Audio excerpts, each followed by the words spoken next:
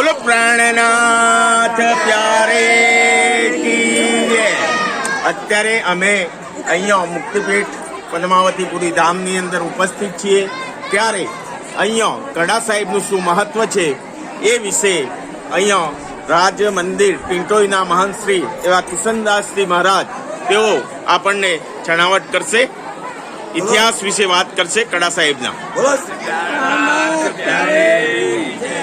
લક્ષીદાસ મહારાજ વિશે હું એમના જીવન ચરિત્ર વિશે હું કહું છું કે લક્ષીદાસ મહારાજ એક મહાન એવા સુંદરસાર પોલીય થઈ ગયા।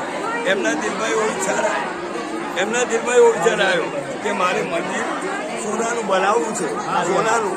એટલે આવો વિચાર કરી અને એ પારસમણી શોધીને લઈ આવ્યા અને લઈને વિચાર કર્યો કે હવે હું સોનાનું મંદિર બનાવી દઉં।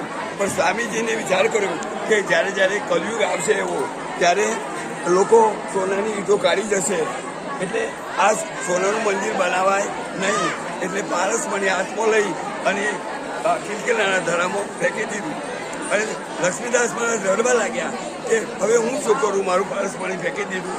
ત્યારે પ્રાણનાથજીએ પોતાના આસન નીચેથી કેટલીય પારસમણીઓ બતાવી દીધી કે લક્ષ્મીદાસ તમે ચિંતા ના કરો, પારસમણી લોડાનું સોનું બનાવવાની જરૂરત નથી, કલયુગ એવું આવશે આ ઈંટો બધી કાઢી જશે। ત્યાર પછી એમને કહ્યું કે તમારી નામના વિશે હું એક કળું તમારું પહેરેલું છે એ હું ઉમરજીના મંદિરના દરવાજા પર લગાવું છું અને એ કળાનું પાણી ધોઈને જો કોઈ સુંદર સાથે પાવામાં આવે તો એનું દર્દ મટી જાય છે, એવો આશીર્વાદ પ્રાણનાથજી આપેલો હતો। એ કળાનું મહત્વ એ મેન છે। બોલો સીતાનાથ, બોલો પ્રાણનાથ પ્યારે કી જય। બહુ સરસ ઇતિહાસ વિશે છણાવટ કરી કિશનદાસજી મહારાજે। જશવંત નિજાનંદીના સર્વ સુંદર સાથના ચરણોમાં મંગલ પ્રેમ પ્રણામ પ્રણામ પ્રણામ।